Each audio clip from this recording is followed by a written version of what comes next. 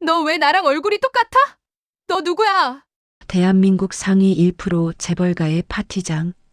수천 개 샹들리에 불빛 차례에서 갑자기 찢어질 듯한 비명 소리가 들려왔습니다.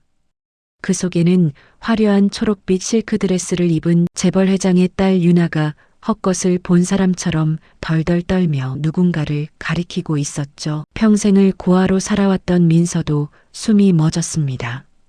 신부는 하늘과 땅, 그러나 얼굴 생김새는 똑같은 이 둘 사이에는 무슨 비밀이 숨어 있는 걸까요?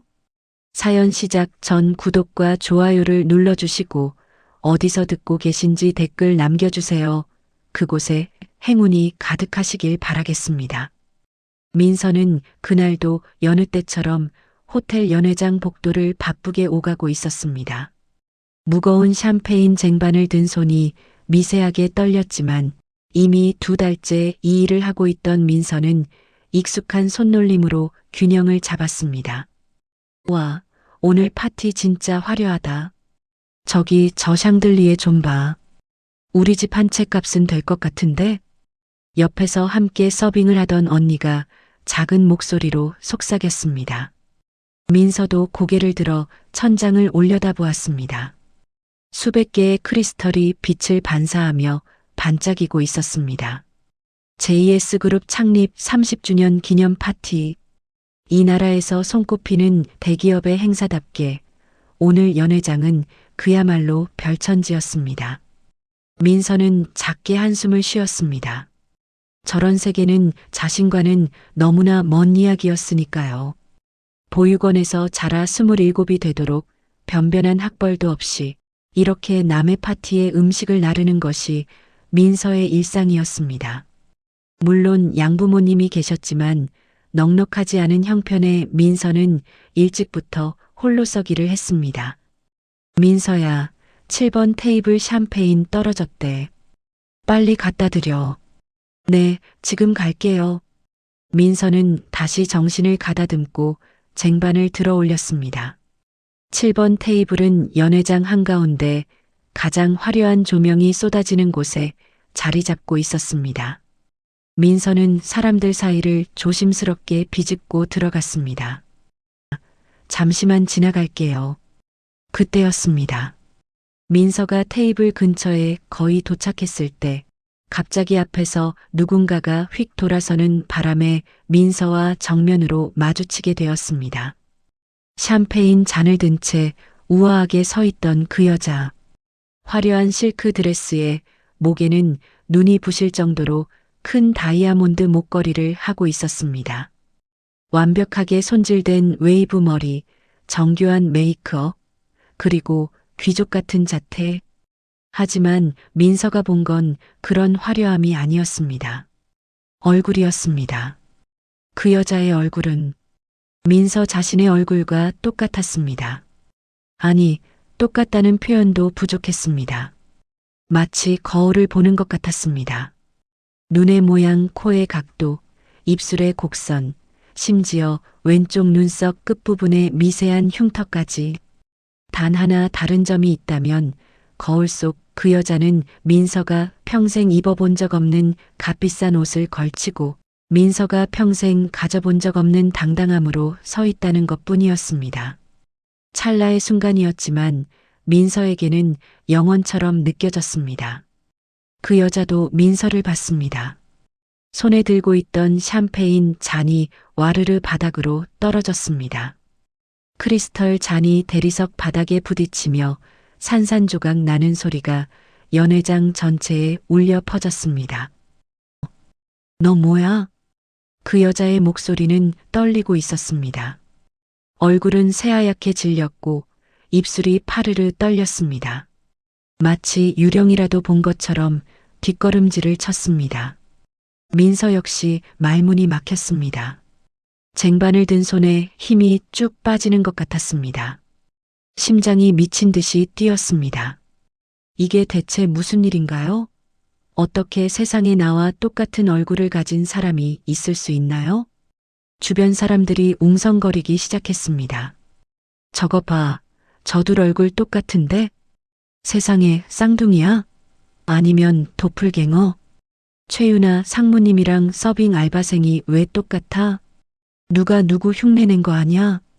민서는 그제야 정신을 차리고 입을 열었습니다. 저기, 괜찮으세요? 민서의 목소리를 들은 순간 그 여자의 눈이 더욱 커졌습니다. 목소리까지 비슷했던 것입니다. 아니, 비슷한 정도가 아니라 구분이 안 될 정도로 똑같았습니다. 그 여자, 최유나라고 불린 그녀가 갑자기 가슴을 움켜쥐었습니다. 얼굴이 일그러지며 고통스러운 표정을 지었습니다. 유나야, 유나야. 어디선가 다급한 목소리가 들려왔습니다. 50대로 보이는 우아한 한복을 입은 중년 여성이 황급히 달려왔습니다. 그녀는 비틀거리는 유나를 부축하려 했습니다. 유나야, 정신 차려. 유나야. 하지만 최유나는 그대로 무릎이 꺾이며 바닥으로 쓰러졌습니다. 연회장이 순식간에 아수라장이 되었습니다. 사람들이 소리를 지르고 누군가는 119에 신고를 했고 누군가는 의사를 찾았습니다.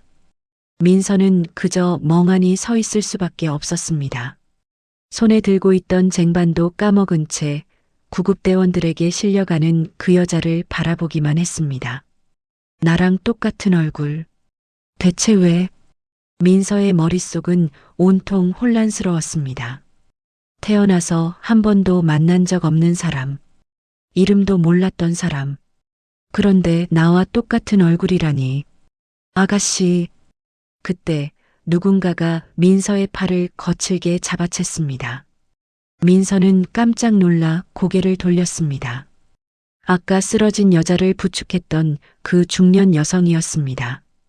한복 저고리가 흐트러진 채 눈가에는 눈물이 그렁그렁 맺혀 있었습니다.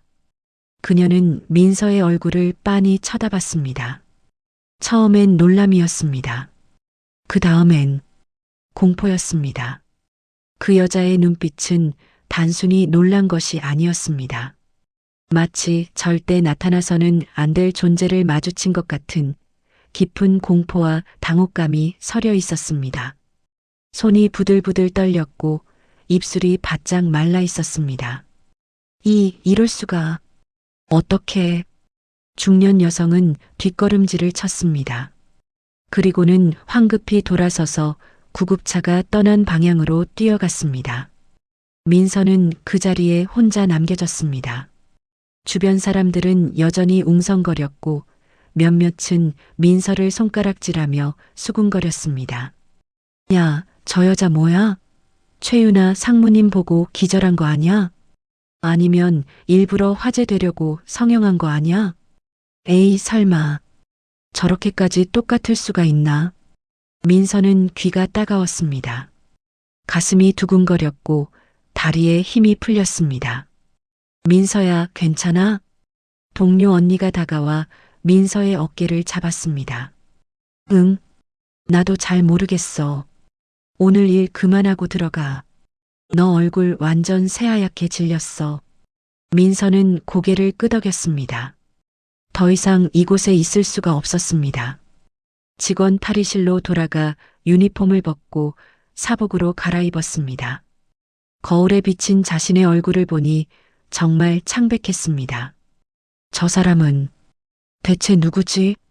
민서는 가방을 메고 호텔을 빠져나왔습니다. 차가운 밤 공기가 뺨을 스쳤지만 가슴속 혼란은 가라앉지 않았습니다. 집으로 가는 버스 안에서도 민서는 계속 그 얼굴을 떠올렸습니다.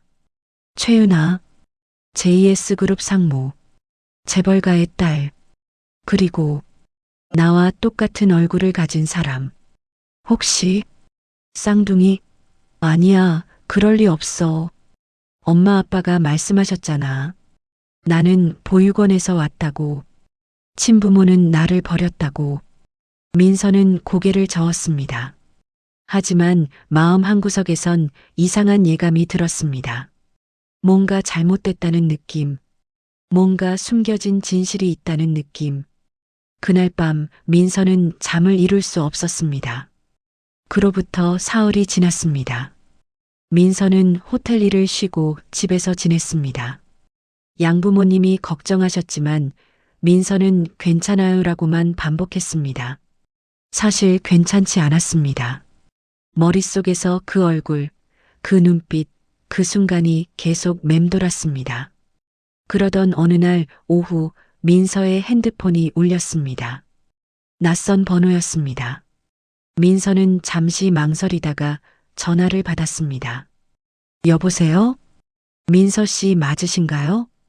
전화기 너머로 여자의 목소리가 들려왔습니다. 조심스럽고 떨리는 목소리였습니다. 네, 그런데 누구세요? 저는 강소희라고 합니다. 혹시 시간 되시면 한 번만 만나뵐 수 있을까요? 꼭 드릴 말씀이 있어서요. 민서는 순간 심장이 철렁 내려앉았습니다. 강소희. 그날 연회장에서 쓰러진 여자를 부축하며 자신을 보고 겁먹은 표정을 지었던 그 중년 여성의 이름이었습니다. 무슨 일로? 전화로는 말씀드리기 어렵습니다. 부탁드려요, 민서 씨. 제발 한 번만 만나주세요. 목소리에는 절박함이 묻어 있었습니다. 민서는 잠시 고민했습니다. 하지만 호기심과 불안감이 동시에 밀려왔습니다. 알겠습니다. 언제, 어디서 만날까요? 내일 오후 2시 강남빌딩 12층 스시 하나 식당으로 와주시겠어요? 제가 예약해 놓겠습니다. 네, 알겠습니다. 전화가 끊어졌습니다. 민서는 한참을 핸드폰을 들여다보고 있었습니다. 대체 무슨 이야기를 하려는 걸까? 다음 날 민서는 처음 가보는 강남의 고급 빌딩 앞에 섰습니다. 유리로 뒤덮인 고층 건물은 민서가 사는 세계와는 너무나 달랐습니다. 12층 일식집은 예약제로 운영되는 곳이었고 민서가 들어서자 직원이 공손하게 안내했습니다. 강소혜님 예약이시죠? 이쪽으로 오세요. 프라이빗 룸문이 열렸습니다. 그곳에는 그날 그 여자 강소희가 앉아 있었습니다. 오늘은 한복이 아닌 고급스러운 투피스 정장을 입고 있었습니다. 강소희는 민서를 보자마자 손으로 입을 막았습니다. 눈가가 순식간에 붉어졌습니다. 앉으세요, 민서 씨. 민서는 조심스럽게 자리에 앉았습니다. 강소희는 한참을 민서의 얼굴을 바라보기만 했습니다. 눈물이 주르륵 흘러내렸습니다. 죄송해요, 제가 너무 놀라서. 저기, 대체 무슨 일이신지. 강소희는 떨리는 손으로 핸드백에서 낡은 사진 한 장을 꺼냈습니다. 그리고 조심스럽게 민서에게 내밀었습니다. 민서가 사진을 받아들었습니다. 사진 속에는 젊은 여자가 갓 태어난 아기 2명을 안고 있었습니다. 쌍둥이였습니다. 여자의 얼굴은 젊은 시절의 강소희였고, 이건 27년 전 사진이에요. 내가 쌍둥이를 낳았을 때 민서의 손이 떨렸습니다. 그리고 그 아기 중 한 명이 나예요. 강소희의 목소리가 잠겼습니다. 민서야, 내 딸 민서가 맞니? 엄마야, 내 친엄마란다. 그 순간 민서의 머릿속이 하얗게 변했습니다. 월다음 2챕터 달콤한 거짓과 냉혹한 현실. 민서는 사진을 든 손이 떨렸습니다. 사진 속 아기 2명, 쌍둥이, 그리고 그들을 안고 있는 젊은 여자. 친엄마라니. 무슨. 강소희는 손수건으로 눈가를 닦았습니다. 눈물이 계속 흘러내렸습니다. 그녀의 어깨가 들썩였습니다. 27년 전이었어. 나는 그때 정말 가난했단다. 내 아빠는 사업 실패로 빚쟁이들한테 쫓기다가 교통사고로 돌아가셨어. 그리고 얼마 안 있어 나는 쌍둥이를 낳았지. 강소희는 떨리는 목소리로 이야기를 이어갔습니다. 유나는 건강했어. 첫울음도 크게 울었지. 근데 너는 태어나자마자 숨을 제대로 못 쉬어서 인큐베이터에 들어가야 했어. 의사 선생님이 그러시더라. 최소 2달은 집중 치료를 받아야 한다고. 민서는 숨을 죽이고 들었습니다. 난 병원비를 낼 돈이 없었어. 남편이 남긴 빚만 수천만 원이었고 나는 애들을 안고 원룸에서 쫓겨날 처지였어. 매일 밤 울면서 기도했지. 어떻게든 돈을 구해보려고 이곳저곳 손을 벌렸지만 아무도 도와주지 않았어. 강소희의 목소리는 점점 더 떨렸습니다. 그래서 어쩔 수 없이 너를 보육원에 맡길 수밖에 없었어. 병원비도 못 내는 상황에서 아픈 아기를 키울 수가 없었단다. 유나라도 살려야 했으니까. 그럼 저를 버리신 거예요? 민서의 목소리가 나왔습니다. 차갑게 식은 목소리였습니다. 강소희는 고개를 세차게 저었습니다. 버린 게 아니야. 난 널 찾으려고 그 뒤로 몇 년을 애를 썼어. 근데 알아봤더니 넌 이미 입양이 됐다는 거야. 어디로 갔는지도 모르고 연락처도 알 수 없었어. 난 널 잃어버렸어. 강소희는 민서의 손을 덥석 잡았습니다. 미안해, 민서야. 정말 미안해. 엄마가 무능해서, 엄마가 가난해서 너를 지키지 못했어. 평생을 후회하며 살았단다. 그런데 이렇게 널 다시 만나다니. 이건 하늘이 준 기적이야. 민서는 복잡한 감정이 몰려왔습니다. 원망스러웠습니다. 어쩔 수 없었다는 말로 27년을 정리하려는 게 억울했습니다. 하지만 동시에 눈앞에서 오열하는 이 여자를 보니 마음 한구석이 무너졌습니다. 평생을 친부모에 대한 그리움으로 살아왔던 민서였습니다. 양부모님이 아무리 잘해주셔도 가끔은 진짜 엄마는 어떤 사람일까 궁금했었습니다. 그리고 지금 그 엄마가 눈앞에서 울고 있었습니다. 저기, 그럼 유나는요? 호텔에서 쓰러진 그분이 제 쌍둥이 언니라는 거죠? 그래, 맞아. 유나는 내 쌍둥이 언니란다. 근데 유나가 지금 많이 아파. 아주 많이. 강소희의 얼굴이 어두워졌습니다. 무슨 병이신데요? 간이 안 좋아. 어릴 때부터 몸이 약했는데 최근에 급격히 나빠졌어. 의사 선생님이 이식을 해야 한다고 하시는데. 강소희는 더 이상 말을 잇지 못했습니다. 고개를 떨구고 흐느꼈습니다. 민서는 가슴이 답답했습니다. 쌍둥이 언니. 한 번도 만난 적 없지만 같은 뱃속에서 나온 언니. 그 언니가 아프다니. 일단 유전자 검사부터 해봐야 하는 거 아닌가요? 제가 정말 그 쌍둥이 중 한 명인지 확인을. 그래, 그래야지. 내일 당장 병원 가자. 검사 예약해 놓을게. 강소희는 민서의 손을 꼭 쥐었습니다. 그 손은 따뜻했습니다. 엄마의 손이었습니다. 민서는 그날 밤 양부모님께 조심스럽게 말씀드렸습니다.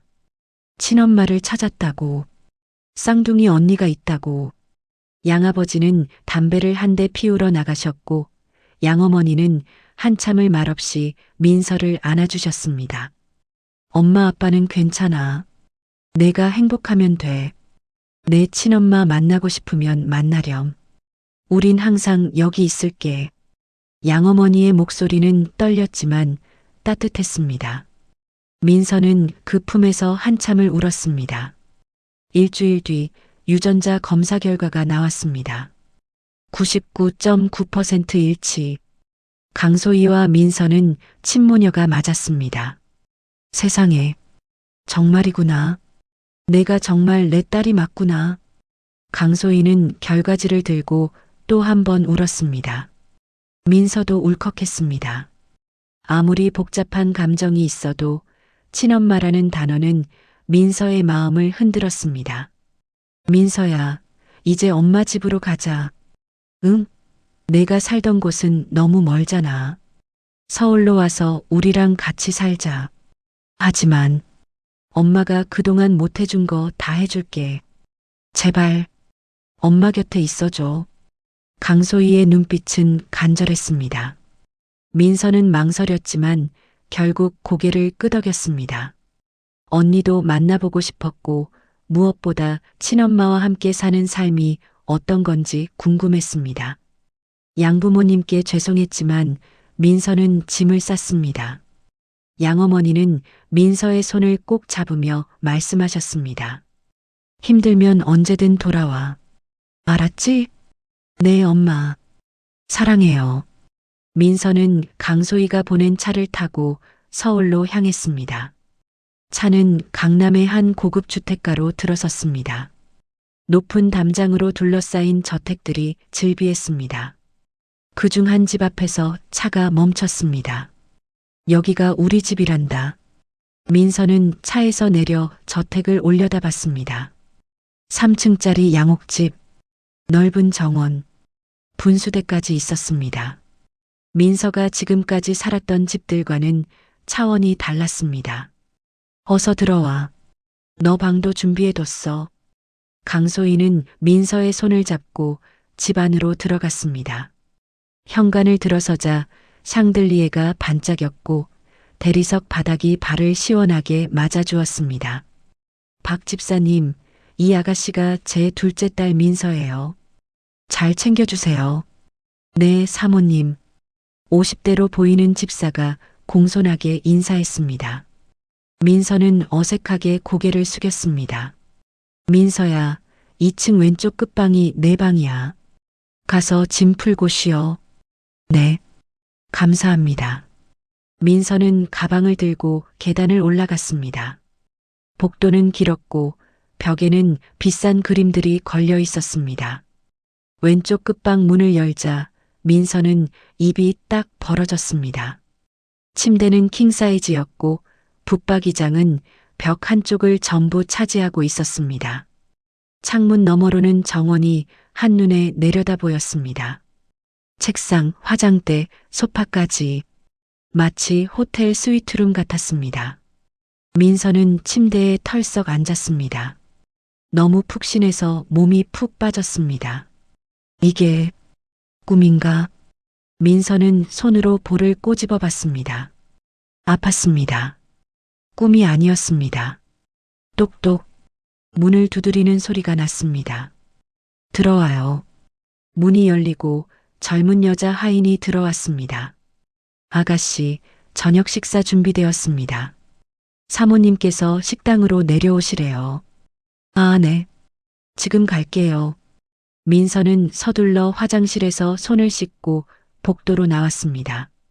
1층으로 내려가려는데 복도 끝에서 하인 2명이 수군거리는 소리가 들렸습니다. 저 아가씨가 큰 아가씨랑 쌍둥이래. 어머, 정말? 근데 왜 이제야 나타난 거야? 글쎄, 뭔가 사연이 있나 봐.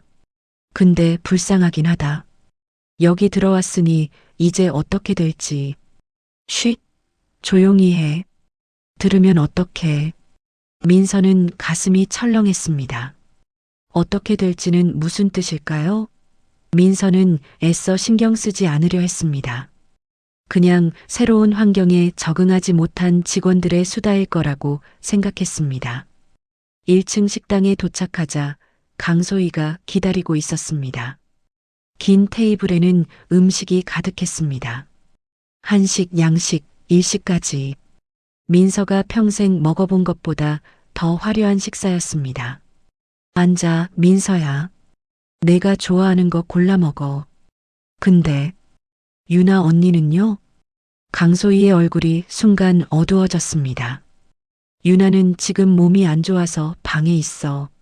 나중에 인사시켜 줄게. 아. 민서는 자리에 앉았습니다. 강소희는 계속 민서의 접시에 음식을 담아줬습니다. 많이 먹어. 넌 너무 말랐어. 엄마가 살 좀 찌워줄게. 네, 잘 먹겠습니다. 식사를 마친 뒤 민서는 다시 방으로 올라갔습니다. 복도를 지나가는데 한방 문틈으로 희미한 불빛이 새어나왔습니다. 그리고 그 안에서 기침 소리가 들렸습니다. 민서는 조심스럽게 다가갔습니다. 문패에는 유나라고 쓰여 있었습니다. 언니 방이구나. 민서는 문을 두드려야 할지 말아야 할지 망설였습니다. 그때 안에서 목소리가 들렸습니다. 누구야? 날카롭고 차가운 목소리였습니다. 저, 민서예요. 언니. 잠시 침묵이 흘렀습니다. 그리고 짜증 섞인 목소리가 들렸습니다. 들어와. 민서는 조심스럽게 문을 열었습니다.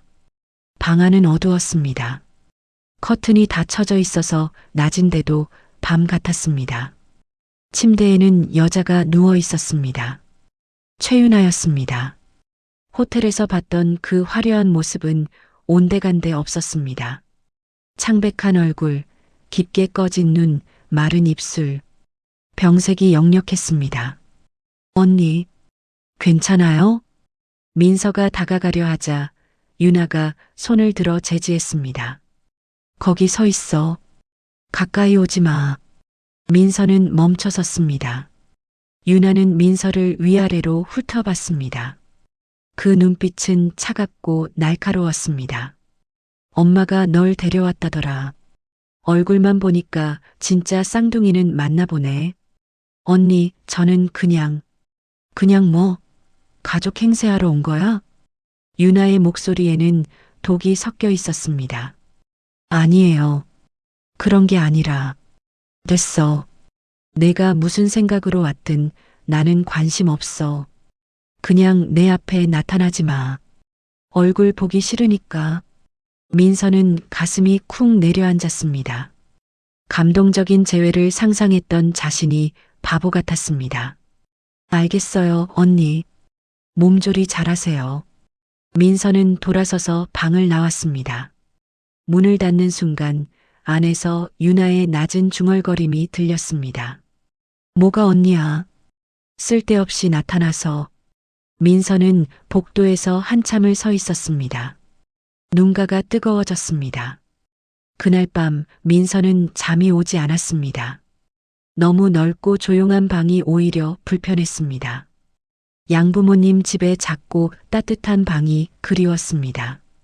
새벽 2시쯤 목이 말라 부엌으로 내려갔습니다. 1층은 어두웠고 비상등만 희미하게 켜져 있었습니다. 부엌에서 물을 마시고 다시 올라가려는데 거실 쪽에서 목소리가 들렸습니다. 강소희의 목소리였습니다. 누군가와 통화 중이었습니다. 민서는 본능적으로 멈춰섰습니다. 엿들으려던 건 아니었지만 목소리가 또렷하게 들렸습니다. 네, 검사 결과 나왔어요. 확실해요. 유전자 일치율 99.9%예요. 잠시 침묵. 그럼요, 당연히 데려왔죠. 지금 우리 집에 있어요. 순아내라 잘 따라와요. 또 침묵. 걱정 마세요, 박 원장님. 제가 잘 구슬려서 동의서 받을게요. 유나 수술 날짜만 잡아주세요. 민서는 가슴이 철렁했습니다. 수술? 동의서? 아, 물론이죠. 유나 살리는 게 최우선이죠. 그 애는 도구니까요. 쓸모가 있어서 데려온 거죠. 민서는 숨이 막혔습니다. 강소희의 목소리는 계속 이어졌습니다. 감정? 제가 무슨 감정이 있겠어요. 27년 전에 버린 애한테 그냥 유나 부품 정도로 생각하시면 돼요. 민서는 그 자리에서 얼어붙었습니다. 네, 알겠습니다. 일단 한두 달은 적응 시간 주고 그 다음에 슬쩍 이야기 꺼내볼게요. 괜찮아요. 착한 애라 설득하면 금방 동의할 거예요. 통화가 끊어졌습니다. 민서는 온몸이 떨렸습니다. 뒷걸음질 치다가 계단에 부딪혔습니다. 쿵 소리가 났습니다. 누구야? 강소희의 목소리가 날카롭게 울렸습니다. 민서는 황급히 계단을 올라갔습니다. 뒤에서 불이 켜지는 소리가 들렸지만 민서는 뒤도 돌아보지 않고 방으로 뛰어들어갔습니다. 문을 잠그고 침대에 주저앉았습니다. 도구, 부품, 버린 애, 강소희의 말이 머릿속에서 맴돌았습니다. 민서는 무릎을 안고 몸을 웅크렸습니다. 눈물이 흘러내렸습니다. 모든 게 거짓말이었구나. 엄마가 아니었구나. 민서는 그날 밤 새벽까지 울었습니다. 그리고 결심했습니다. 이대로는 안 돼. 나도 살아야 해. 월삼 챕터 3챕터 고립과 결심. 민서는 그날 밤 이후로 잠을 제대로 자지 못했습니다. 눈을 감으면 강소희의 목소리가 들렸습니다. 도구, 부품 버리네. 그 단어들이 칼처럼 민서의 가슴을 찔렀습니다. 아침이 되었습니다. 민서는 거울을 보며 얼굴을 씻었습니다. 눈 밑에 다크서클이 짙게 드리워져 있었습니다. 하지만 민서는 최대한 평온한 표정을 지으려 애썼습니다. 들키면 안 돼. 아무것도 모르는 척해야 해. 민서는 마음속으로 되뇌었습니다. 당장 이 집을 나가고 싶었지만 그러면 강소희가 무슨 짓을 할지 몰랐습니다. 게다가 아직 확실한 증거도 없었습니다. 전화 통화 내용만으로는 부족했습니다. 민서는 침착하게 옷을 갈아입고 1층으로 내려갔습니다. 식당에는 이미 강소희가 앉아 있었습니다. 아침 식사가 차려져 있었고 강소희는 신문을 읽고 있었습니다. 민서를 보자 환하게 미소 지었습니다. 민서야, 잘 잤어? 어서 와서 앉아. 아침 먹어야지. 네, 엄마. 민서는 의자에 앉았습니다. 강소희는 민서의 그릇에 밥을 담아주고 반찬을 이것저것 덜어줬습니다. 우리 딸 얼굴이 왜 이렇게 안 좋아? 어제 잠을 못 잤어? 아니에요. 괜찮아요. 새 환경이라 적응이 안 되나 보네. 괜찮아. 시간 지나면 익숙해질 거야. 강소희의 목소리는 다정했습니다. 하지만 민서는 이제 알았습니다. 그 다정함 뒤에 숨겨진 차가운 계산을. 엄마, 유나 언니는 어때요? 몸은 좀 괜찮아지셨어요? 강소희의 표정이 어두워졌습니다. 아니, 오히려 더 안 좋아졌어. 어젯밤에도 기침을 많이 했대. 약도 잘 안 듣는 것 같고. 그럼 병원에 가봐야 하는 거 아니에요? 응, 다음 주에 정밀 검사 예약했어. 걱정이네, 정말. 강소희는 한숨을 쉬었습니다. 그 한숨 소리가 얼마나 진짜일까요? 민서는 숟가락을 들며 속으로 생각했습니다. 식사를 마치고 민서는 다시 자기 방으로 올라갔습니다. 복도를 지나가는데 유나의 방문이 조금 열려 있었습니다. 안에서 유나의 목소리가 들렸습니다. 엄마, 그 애 언제까지 여기 있을 건데?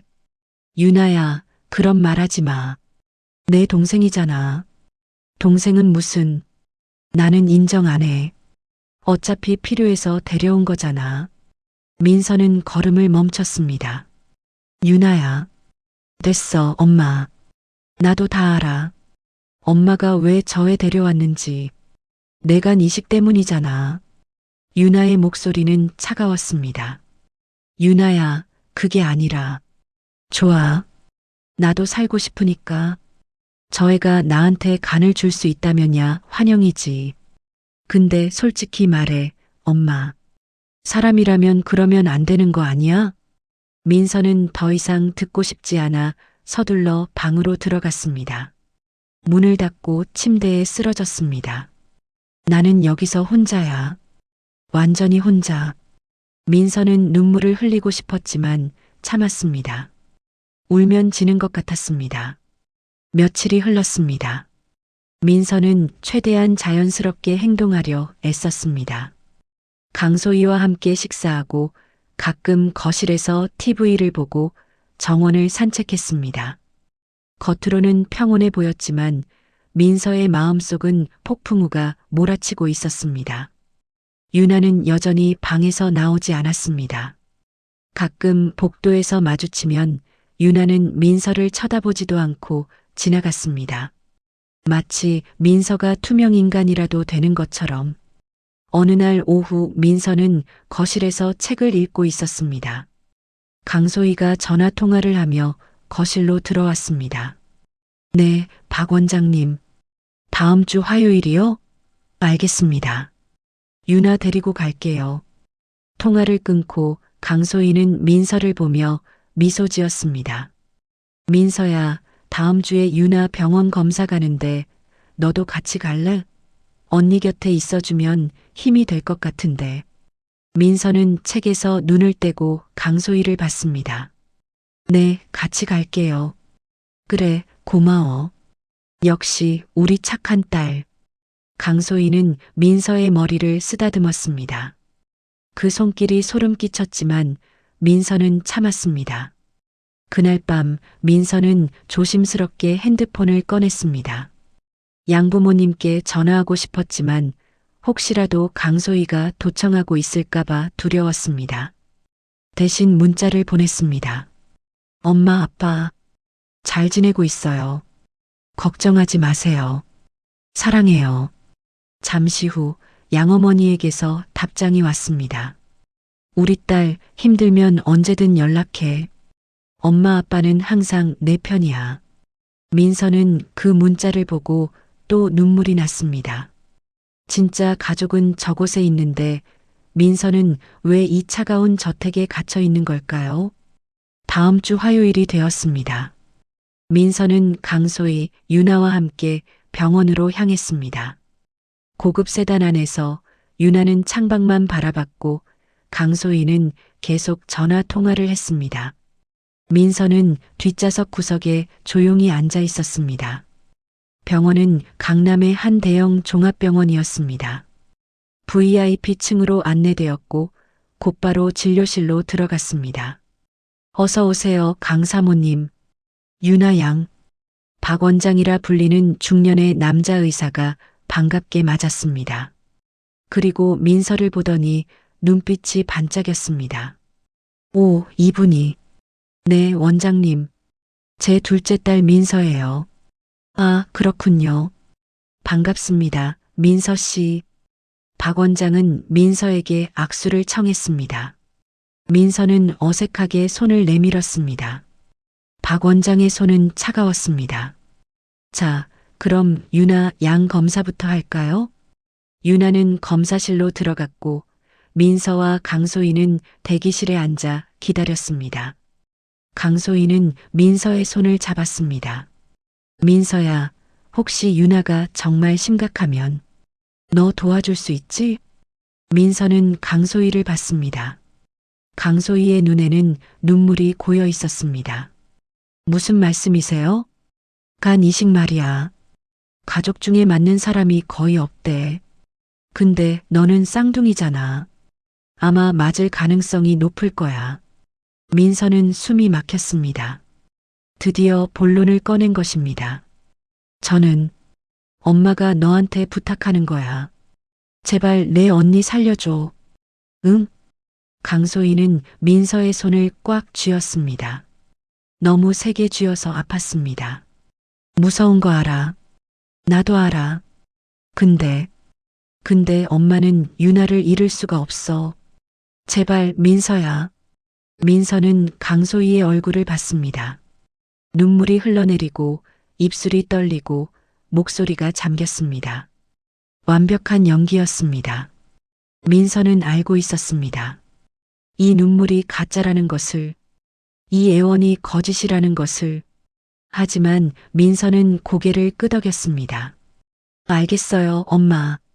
제가 도와드릴게요. 강소희의 얼굴이 환해졌습니다. 정말? 정말이야, 민서야? 네. 언니를 살릴 수 있다면 해야죠. 고맙다, 민서야. 정말 고마워. 강소희는 민서를 와락 껴안았습니다. 민서는 그 품에 안겨 눈을 감았습니다. 이제부터가 진짜 시작이야. 민서는 마음속으로 다짐했습니다. 강소희는 민서를 도구로 여기지만 민서는 더 이상 순진한 희생양이 아니었습니다. 얼마 후 유나가 검사를 마치고 나왔습니다. 얼굴이 더 창백해 보였습니다. 박 원장이 진지한 표정으로 말했습니다. 유나 양 상태가 생각보다 심각합니다.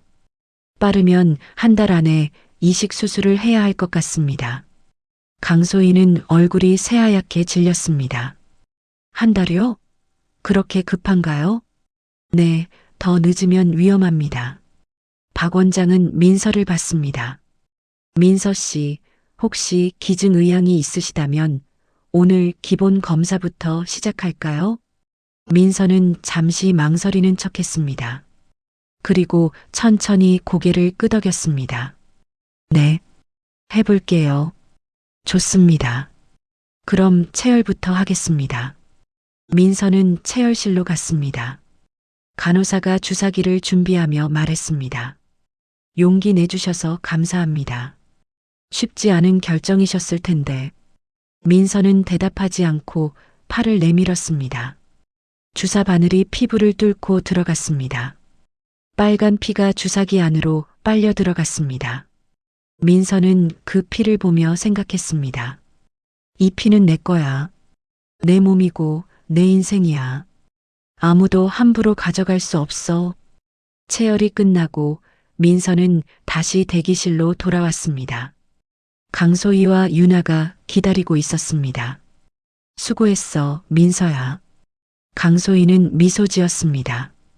유나는 민서를 보더니 처음으로 입을 열었습니다. 고맙네.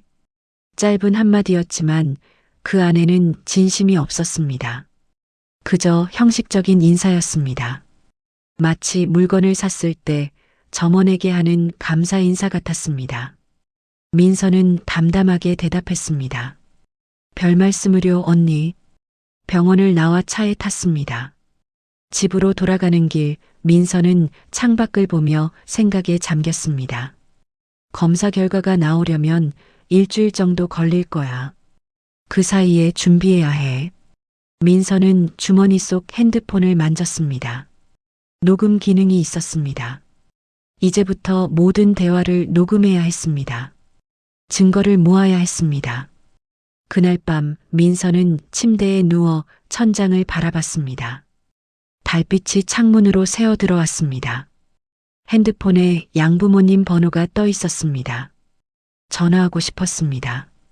하지만 참았습니다. 아직은 때가 아니었습니다. 엄마, 아빠, 조금만 기다려주세요. 제가 꼭 돌아갈게요.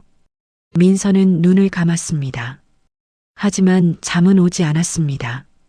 복도에서 발소리가 들렸습니다. 누군가 민서의 방 앞에 멈춰 섰습니다. 문틈으로 불빛이 새어 들어왔습니다. 민서는 숨을 죽이고 가만히 있었습니다. 문이 천천히 열렸습니다. 누군가 조용히 방 안으로 들어왔습니다. 달빛에 비친 그림자, 강소희였습니다. 강소희는 민서의 침대 곁으로 다가왔습니다. 민서는 자는 척 눈을 감고 있었습니다. 강소희는 민서의 얼굴을 한참 바라봤습니다. 그리고 작게 중얼거렸습니다. 착하네. 정말 착해. 그래서 쓰기 좋지. 강소희는 민서의 머리카락을 쓰다듬었습니다. 차가운 손길이었습니다. 유나만 살아나면 넌 필요 없어. 미안하지만 그게 내 운명이야. 강소희는 그렇게 중얼거리며 방을 나갔습니다. 문이 닫혔습니다. 민서는 눈을 떴습니다. 주먹을 꽉 쥐었습니다. 손톱이 손바닥을 파고들었습니다. 절대 용서 안 해. 절대로. 민서는 이를 악물었습니다. 그날 밤부터 민서는 변했습니다. 겉으로는 여전히 순하고 착한 딸이었지만 속으로는 차갑게 식어갔습니다. 복수를 계획하기 시작했습니다. 일주일 후 검사 결과가 나왔습니다. 박 원장에게서 전화가 왔습니다.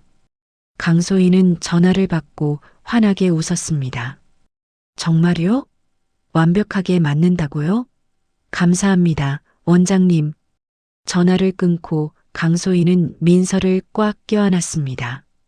민서야, 너랑 유나랑 완벽하게 맞대. 이제 유나를 살릴 수 있어.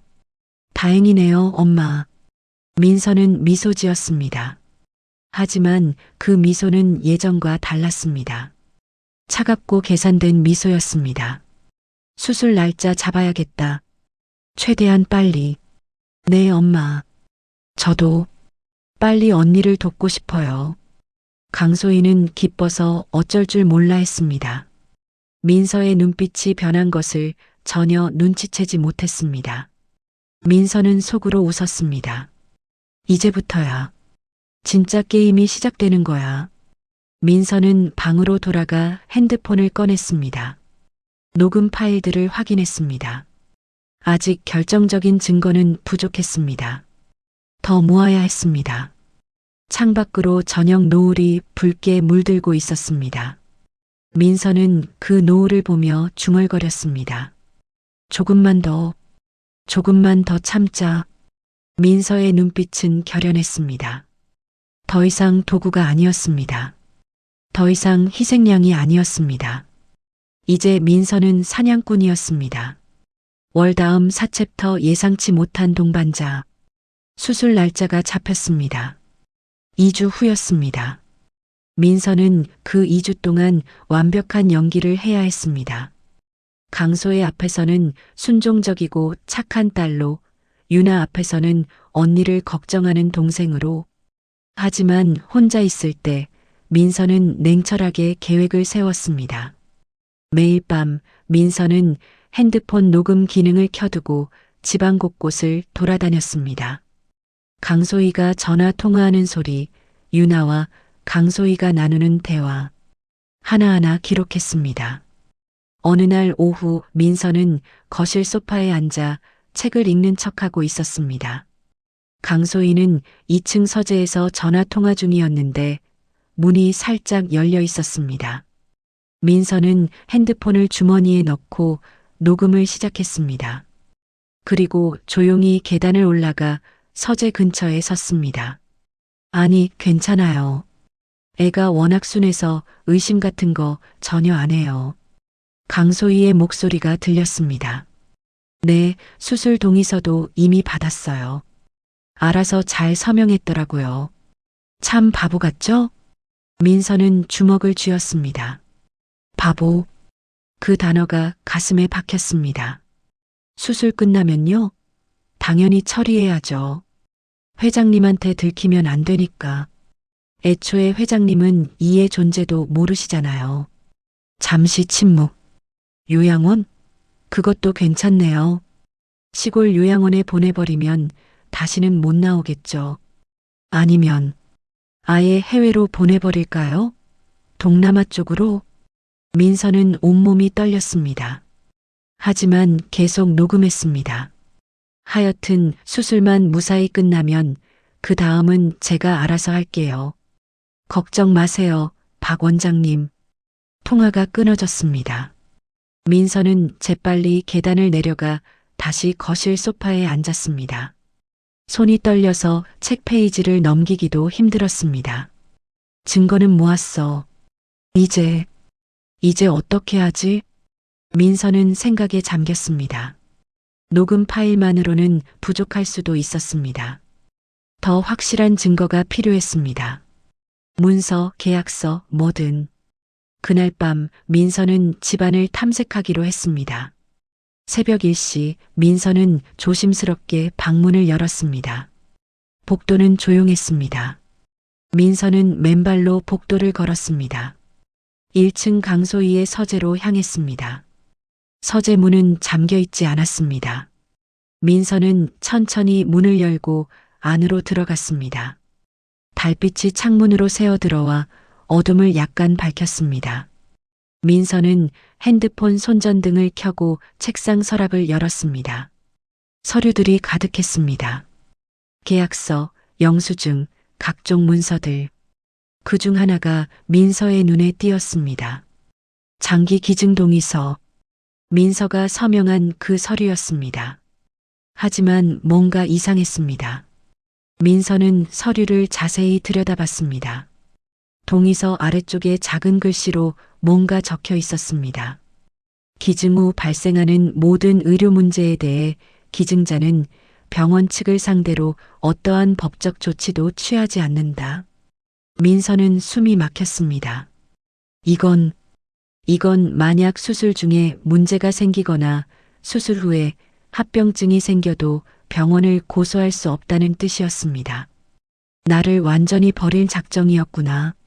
민서는 그 서류를 핸드폰으로 사진 찍었습니다. 그리고 다른 서랍들도 뒤졌습니다.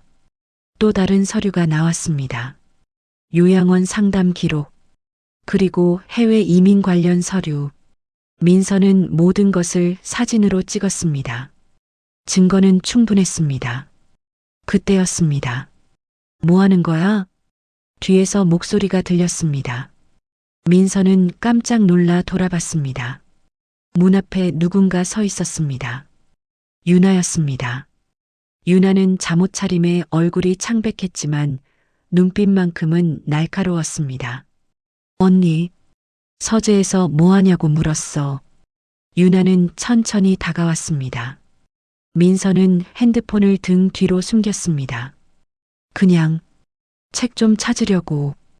거짓말. 유나는 민서의 눈을 똑바로 봤습니다. 너 뭔가 숨기고 있지? 며칠 전부터 눈빛이 달라졌어. 민서는 대답하지 않았습니다. 유나는 한숨을 쉬며 책상에 기대섰습니다. 말 안 해도 알아. 넌 엄마가 널 이용하려는 거 알고 있지? 민서는 움찔했습니다. 유나는 쓴웃음을 지었습니다. 놀란 표정 짓지 마. 나도 바보는 아니야. 엄마가 널 데려온 이유 나도 다 알아. 그럼 언니는 나도 똑같다고 생각하지? 유나는 민서를 봤습니다. 그 눈빛에는 복잡한 감정이 섞여 있었습니다. 처음엔 나도 괜찮다고 생각했어. 살고 싶었으니까. 너무 무섭거든. 죽는 게. 유나의 목소리가 떨렸습니다. 매일 밤 잠들 때마다 생각해.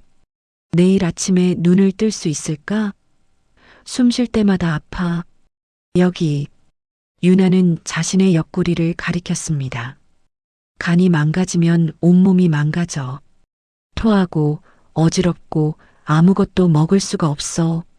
거울 볼 때마다 내가 아닌 것 같아. 27살인데 80살처럼 늙어버렸어. 유나는 눈물을 닦았습니다. 그래서 처음엔 내가 나한테 간을 준다는 게 당연하다고 생각했어. 넌 건강하잖아. 나는 죽어가는데 넌 멀쩡하잖아. 왜 내가 죽어야 해? 난 아직 살고 싶었어. 민서는 유나의 손을 잡고 싶었지만 참았습니다. 근데 며칠 전에 박 원장님이 엄마랑 통화하는 거 우연히 들었어. 나 살려도 5년밖에 못 산대. 간만 바꾼다고 해결될 문제가 아니래. 내 몸 전체가 망가졌대. 심장도 약하고 신장도 안 좋고 면역 체계도 무너졌대. 유나는 웃었습니다. 슬픈 웃음이었습니다. 5년. 고작 5년을 위해 내 인생을 망가뜨리는 거야. 그것도 엄마는 너한테 그 사실조차 말 안 했어. 나 살리면 평생 건강하게 살 수 있는 것처럼 속였어. 유나는 민서를 똑바로 봤습니다. 그때 깨달았어. 엄마는 우리 둘 다 사랑하지 않아. 날 사랑하는 게 아니라 JS그룹 상무인 최유나를 아끼는 거야. 자랑거리, 엄마의 성공 증거. 그리고 너는 그냥 부품이야. 유나는 고개를 떨궜습니다. 미안해, 민서야. 진심으로 미안해. 내가 좀 더 일찍 정신을 차렸어야 했는데, 내 목숨이 소중하다고, 살고 싶다고 정신없이 매달리다 보니까 내 입장은 생각도 안 했어. 민서의 눈에 눈물이 고였습니다. 언니도 피해자야. 아니. 유나는 고개를 저었습니다. 나는 알면서도 방관했어. 엄마가 너한테 어떻게 하는지 보면서도 나는 편하게 누워서 나만 살면 돼 생각했어. 그게 나를 공범자로 만들어. 유나는 민서의 손을 꼭 쥐었습니다. 오늘 엄마 통화 듣고 너무 역겨웠어. 엄마도 나 자신도 수술 끝나면 널 요양원에 보낸다고? 다시는 못 나오게? 그게 사람이 할 짓이야? 유나의 목소리가 갈라졌습니다. 민서야, 너 도망가. 제발, 여기서 나가. 수술하지 마. 나 때문에 내 인생 망가뜨리지 마. 민서는 유나를 봤습니다. 눈물 범벅이 된 얼굴, 떨리는 입술, 그리고 진심 어린 눈빛. 민서는 천천히 입을 열었습니다. 언니, 응? 언니는 정말로 살고 싶어? 유나는 잠시 멈칫했습니다. 그리고 눈물을 흘리며 고개를 끄덕였습니다. 응, 솔직히 말하면 죽고 싶지 않아. 5년이라도 좋아. 1년이라도 좋아. 조금 더 살고 싶어. 봄도 보고, 여름도 보고, 그냥 평범하게 밥 먹고, 잠자고, 웃고 싶어. 유나는 얼굴을 손으로 가렸습니다.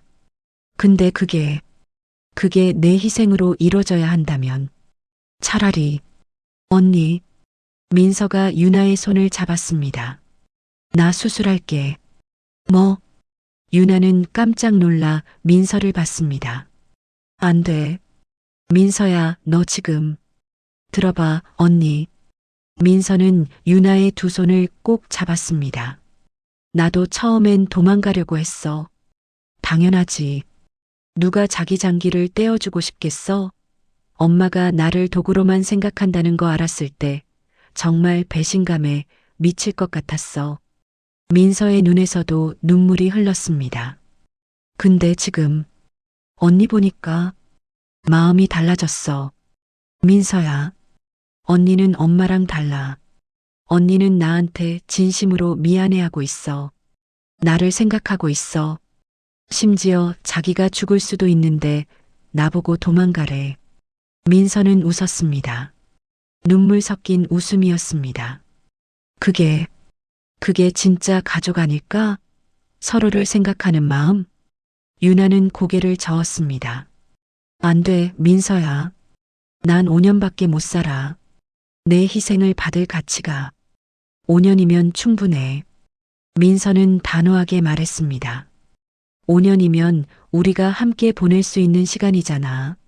진짜 자매로 27년을 떨어져 살았는데 5년이라도 함께 살 수 있다면 그게 의미 있는 일 아닐까? 하지만 나는 괜찮아. 민서는 유나를 안았습니다. 간은 재생돼. 의사가 그랬어. 건강하면 금방 회복된대. 나는 젊고 건강하니까 괜찮을 거야.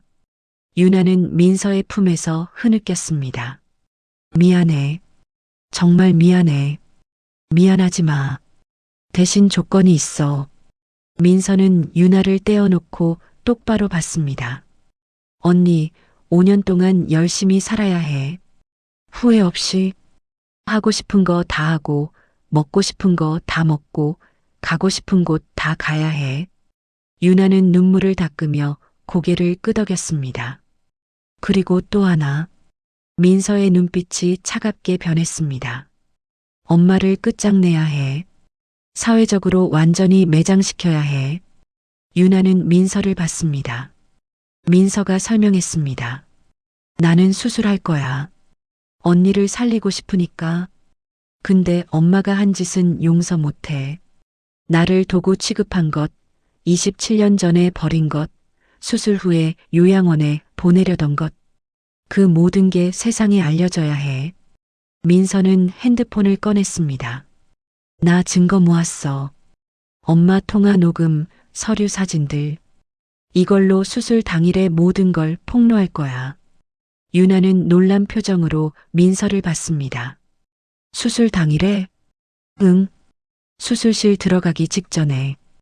회장님도 계시고 의료진도 있고 기자들도 올 거야. 민서는 결연한 표정으로 말했습니다. 그 앞에서 엄마의 진짜 모습을 보여줄 거야. 나는 수술하고 언니를 살리겠지만 엄마는 사회적으로 죽을 거야. 유나는 한참을 민서를 바라봤습니다. 그리고 천천히 고개를 끄덕였습니다. 알았어. 나도 도와줄게. 정말? 응. 내가 엄마를 더 자극해서 결정적인 증거를 더 만들어줄게. 그리고 유나는 서랍을 열어 봉투 하나를 꺼냈습니다. 이거 엄마의 비리 증거들이야. 회사 돈 횡령한 기록, 비자금 계좌. 내가 몰래 모아뒀어. 민서는 봉투를 받았습니다. 언니, 우리 아빠한테 줘. JS그룹 회장.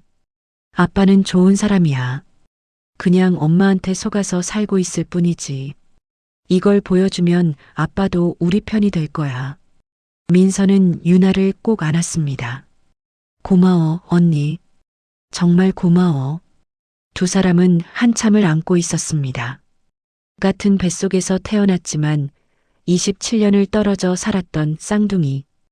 이제야 진짜 자매가 되는 순간이었습니다. 그날 이후 유나와 민서는 은밀하게 협력하기 시작했습니다. 유나는 강소희 앞에서 일부러 까칠하게 굴며 민서에 대한 이야기를 꺼냈습니다. 엄마, 수술 끝나면 민서 어떻게 할 건데?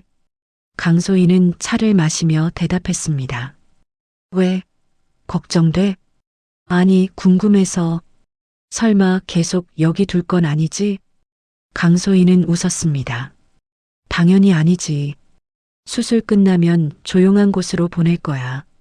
요양하라고. 요양? 얼마나? 평생? 강소희는 농담처럼 말했지만 눈빛은 진지했습니다. 민서는 복도에 숨어서 그 대화를 녹음하고 있었습니다. 며칠 후 유나는 더 노골적으로 말을 끌어냈습니다. 엄마, 근데 민서가 나중에 우리를 고소하면 어떡해? 고소? 뭘 근거로? 장기 매매 아니야? 강소희는 피식 웃었습니다. 장기 매매? 가족 간 기증인데 무슨 장기 매매야. 게다가 동의서도 다 받았어. 법적으로 문제 없어. 그래도 나중에 민서가 마음 바꾸면. 그럴 일 없어. 동의서에 특수조항 넣어뒀거든. 수술 후 어떤 법적 조치도 못하게. 게다가 수술 끝나면 바로 해외로 보낼 거야. 다시는 못 돌아오게. 해외? 어디로? 아직 정하는 중이야. 동남아 쪽 생각하고 있어. 돈 좀 쥐어주고 조용히 살라고 하면 되지. 민서는 그 대화를 모두 녹음했습니다. 증거는 충분했습니다. 수술 일주일 전이었습니다. 민서는 유나의 방에 갔습니다. 유나는 침대에 누워 있었습니다. 얼굴이 점점 더 나빠지고 있었습니다. 언니, 괜찮아? 응. 그냥 좀 피곤해. 유나는 힘없이 웃었습니다. 민서야, 준비 다 됐어? 응. 증거는 충분히 모았어. 수술 당일에 폭로할 거야. 좋아. 그럼 나도 할 일이 있어. 유나는 서랍에서 봉투 하나를 꺼냈습니다. 이거 아빠한테 전해줘.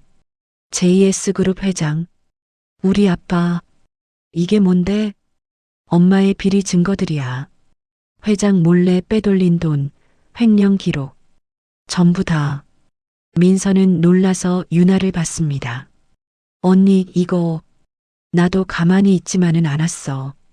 엄마가 하는 짓들 오래전부터 알고 있었거든. 언젠가 쓸 날이 있을 거라고 생각했어. 유나는 민서의 손에 봉투를 쥐어줬습니다. 아빠는 좋은 사람이야. 그냥 엄마한테 속아서 살고 있을 뿐이지.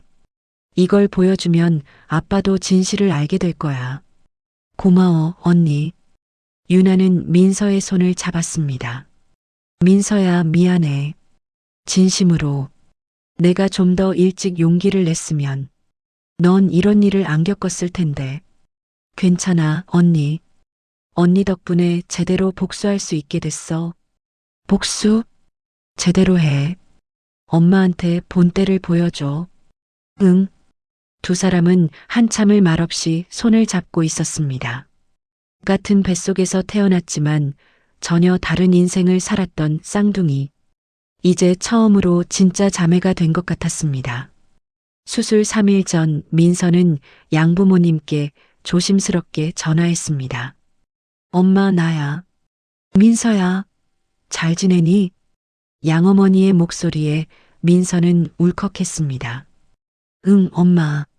근데 며칠 후에 집에 갈게. 갑자기 무슨 일 있어? 아니, 그냥 보고 싶어서. 그리고 할 이야기가 있어. 알았어, 딸. 언제든 와. 엄마 아빠가 기다릴게. 전화를 끊고 민서는 깊은 숨을 쉬었습니다. 이제 며칠만 더 참으면 돼. 조금만 더. 민서는 창밖을 봤습니다. 하늘이 붉게 물들고 있었습니다. 수술 당일 모든 것이 끝날 것입니다. 강소희의 거짓이, 유나의 희생이, 민서의 고통이 모두 끝날 것입니다. 민서는 주먹을 꽉 쥐었습니다. 조금만 더. 이제 조금만 더. 수술 이틀 전 밤이었습니다. 민서는 침대에 누워 천장을 바라보고 있었습니다. 잠이 오지 않았습니다. 심장이 두근거렸습니다. 두려움 때문이 아니었습니다. 오히려 기대감이었습니다. 드디어 모든 것이 끝난다는 그 해방감. 핸드폰을 켜서 녹음 파일들을 확인했습니다. 총 12개. 강소희가 민서를 도구 취급하는 대화들, 박 원장과의 음모, 수술 후 민서를 버릴 계획. 모든 것이 또렷하게 녹음되어 있었습니다. 그리고 유나가 준 봉투, 강소희의 횡령 증거들. 민서는 봉투를 열어 서류들을 다시 한번 확인했습니다. 회사 돈을 빼돌린 기록, 비자금 계좌, 가짜 영수증들. 이것만으로도 강소희는 끝장이었습니다. 민서는 서류를 다시 봉투에 넣고 베개 밑에 숨겼습니다. 그리고 눈을 감았습니다. 이번에는 잠이 왔습니다. 깊고 편안한 잠이었습니다. 그날 오후 민서는 유나의 방에 갔습니다. 노크를 하자 안에서 약한 목소리가 들렸습니다. 민서는 문을 열고 들어갔습니다. 유나는 침대에 누워 있었습니다. 얼굴이 지난번보다 더 창백했습니다. 입술은 바짝 말라 있었고 눈 밑은 시커멓게 그림자가 졌습니다. 죽어가는 사람의 얼굴이었습니다. 민서는 침대 옆 의자에 앉았습니다. 유나는 힘겹게 고개를 돌려 민서를 봤습니다. 그리고 희미하게 웃었습니다. 민서는 핸드폰을 꺼내 방금 녹음한 파일을 들려줬습니다. 강소희의 목소리가 방 안에 울려 퍼졌습니다. 물건, 처리, 해외 추방. 유나는 눈을 감고 들었습니다. 파일이 끝나자 유나가 작게 한숨을 쉬었습니다. 유나의 목소리에는 분노보다는 체념이 섞여 있었습니다. 민서는 유나의 손을 잡았습니다. 손이 너무 차가웠습니다. 얼음장 같았습니다. 유나는 고개를 끄덕였습니다. 두 사람은 한참을 말없이 앉아 있었습니다. 창밖으로 해가 지고 있었습니다. 붉은 노을이 방 안을 물들였습니다. 유나가 먼저 입을 열었습니다. 민서는 유나를 봤습니다. 유나의 눈에 눈물이 고였습니다. 민서도 눈물이 났습니다. 두 사람은 손을 꼭 잡았습니다. 같은 뱃속에서 나왔지만 완전히 다른 삶을 살았던 쌍둥이. 이제야 진짜 자매가 된 것 같았습니다. 수술 당일 아침이었습니다. 민서는 일찍 일어났습니다. 창밖으로 햇살이 쏟아지고 있었습니다. 화창한 날씨였습니다. 민서는 샤워를 하고 옷을 갈아입었습니다. 거울을 봤습니다. 거울 속 민서는 더 이상 겁먹은 표정이 아니었습니다. 단단하고 결연한 얼굴이었습니다. 민서는 가방을 챙겼습니다. 핸드폰, 녹음 파일들, 유나가 준 서류 봉투, 그리고 양부모님 집 주소. 모든 준비가 끝났습니다. 1층으로 내려가자 강소희와 집사, 그리고 운전기사가 기다리고 있었습니다. 강소희는 민서를 보자 환하게 웃었습니다. 민서는 고개를 끄덕였습니다. 차에 탔습니다. 강소희, 민서, 그리고 뒷좌석에는 휠체어에 앉은 유나가 함께했습니다. 유나는 민서를 보며 작게 눈을 깜빡였습니다. 격려의 표시였습니다. 차는 병원을 향해 달렸습니다. 강남의 고층 빌딩들이 창밖으로 스쳐 지나갔습니다.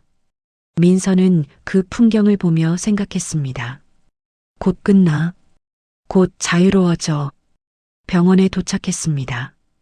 VIP 병동 입구에는 박 원장이 대기하고 있었습니다. 그는 민서를 보자 만족스러운 미소를 지었습니다. 박 원장이 악수를 청했습니다. 민서는 그 손을 잡았습니다. 차갑고 축축한 손이었습니다. 간호사들이 민서를 수술 준비실로 안내했습니다. 민서는 수술복으로 갈아입었습니다. 하얀 가운이 몸을 감쌌습니다. 이동 침대에 누웠습니다. 천장의 형광등이 눈을 찔렀습니다. 간호사가 민서의 팔에 링거를 꽂았습니다. 차가운 액체가 혈관 속으로 흘러들어왔습니다. 복도를 지나 수술실 앞에 도착했습니다. 수술실 문 앞에는 강소희와 유나, 그리고 한 명의 중년 남자가 서 있었습니다. 민서는 그 남자를 본 적이 없었습니다. 하지만 직감적으로 알았습니다. JS그룹 회장, 유나의 아버지, 그리고 강소희의 남편. 회장은 민서를 보지 못했습니다. 강소희가 그의 시야를 막고 이야기하고 있었거든요. 그 순간 민서는 침대에서 벌떡 일어났습니다. 수술실 문이 열리기 직전이었습니다. 의료진들이 놀라서 민서를 봤습니다. 강소희의 얼굴이 굳었습니다. 민서는 수술복 주머니에서 핸드폰을 꺼냈습니다. 그리고 스피커 볼륨을 최대로 올렸습니다. 재생 버튼을 눌렀습니다. 병원 복도에 강소희의 목소리가 울려 퍼졌습니다. 27년 전에 갖다 버린 게 도움이 될 줄 누가 알았겠어요? 그때도 비실비실해서 죽을 줄 알고 버렸는데 질기게도 살아남아서 제 언니 부품 노릇을 하게 되다니. 강소희의 얼굴이 사색이 되었습니다. 회장의 표정이 굳었습니다. 녹음은 계속되었습니다.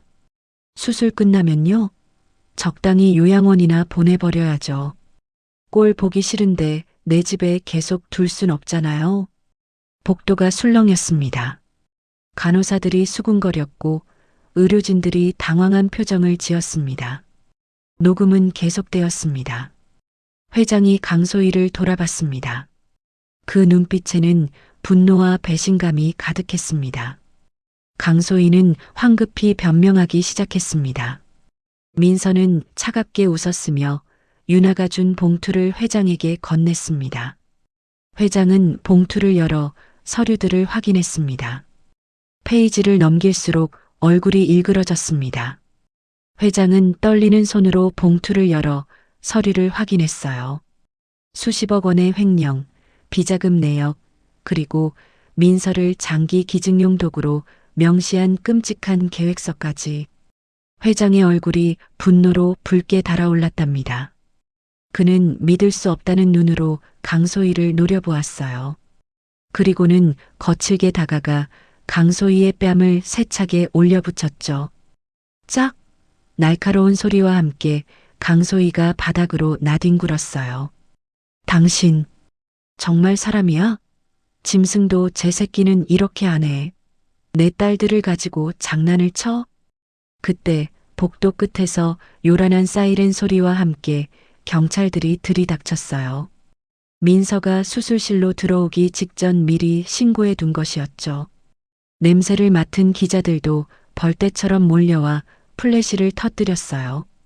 강소희는 바닥에 주저앉아 악을 쓰며 발악했지만 경찰의 차가운 수갑이 그녀의 양 손목에 채워졌답니다. 이건 함정이야. 이거나. 내가 누군지 알아? JS그룹 사모님이야. 변호사 불러. 강소희가 질질 끌려가며 내지르는 비명소리가 복도 끝으로 멀어져 갔어요. 회장의 목소리는 차가웠습니다. 그때 복도 끝에서 경찰들이 나타났습니다. 민서가 미리 신고해둔 것이었습니다. 그리고 그 뒤로는 기자들도 보였습니다. 카메라 플래시가 터졌습니다. 강소희는 손으로 얼굴을 가렸습니다. 경찰이 강소희에게 다가왔습니다. 강소희는 비명을 질렀습니다. 하지만 아무도 강소희의 말을 듣지 않았습니다. 수갑이 채워졌습니다. 민서는 그 모습을 조용히 지켜봤습니다. 가슴속에서 뜨거운 무언가가 치솟았습니다. 분노도 아니고 기쁨도 아니었습니다. 그저 해방감이었습니다. 강소희가 끌려가며 마지막으로 민서를 봤습니다. 그 눈빛에는 증오가 가득했습니다. 민서는 대답하지 않았습니다. 그저 조용히 서 있었습니다. 강소희가 완전히 사라지자 민서는 비로소 깊은 숨을 쉬었습니다. 끝났습니다. 모든 것이 끝났습니다. 강소희가 경찰에게 끌려간 뒤 병원 복도는 한동안 혼란스러웠습니다. 기자들이 쏟아져 들어왔습니다. 카메라 플래시가 끊임없이 터졌고 마이크가 민서의 얼굴 앞으로 쏟아졌습니다. 민서 씨, 어떤 심정이신가요? 강소혜 씨가 정말 당신을 장기 적출 도구로만 생각했나요? JS그룹 회장님은 이 사실을 알고 계셨나요? 민서는 한 걸음 물러섰습니다. 숨이 막혔습니다. 너무 많은 사람, 너무 많은 질문, 너무 많은 시선. 저는 언니를 살리고 싶어요. 진짜 가족이니까요. 하지만 강소혜 씨가 한 일은 세상이 알아야 해요. 27년 전에 아기를 버린 것, 그 아이를 도구로 이용하려던 것. 이런 일이 다시는 일어나서는 안 되니까요. 민서는 눈물을 흘렸습니다. 하지만 목소리는 흔들리지 않았습니다. 저는 이제 수술실에 들어갈 거예요. 언니를 살리기 위해. 하지만 깨어나면 강소혜 씨를 법적으로 고소할 거예요. 아동유기죄, 장기매매 미수, 횡령죄로요. 민서는 회장에게 말했습니다. 회장님, 수술 동의는 여전히 유효해요. 저는 언니를 살리고 싶어요. 하지만 수술 후에 강소혜 씨와는 일체 연락하지 않을 거예요. 법적 절차는 제 변호사가 진행할 거고요. 회장은 고개를 끄덕였습니다. 알겠습니다, 민서 씨. 그리고 미안합니다. 제가 아내를 제대로 관리하지 못해서. 괜찮아요. 회장님 잘못은 아니에요. 민서는 유나에게로 갔습니다. 휠체어 옆에 무릎을 꿇었습니다. 언니 약속했잖아. 언니 꼭 살릴 거야. 그리고 5년 동안 행복하게 살아야 해. 유나는 민서를 꼭 안았습니다. 고마워, 민서야. 정말 고마워. 미안하고 사랑해. 나도 사랑해, 언니. 두 사람은 한참을 안고 있었습니다. 박 원장이 조심스럽게 다가왔습니다. 민서 씨, 준비되셨으면 이제 수술실로. 민서는 고개를 끄덕였습니다.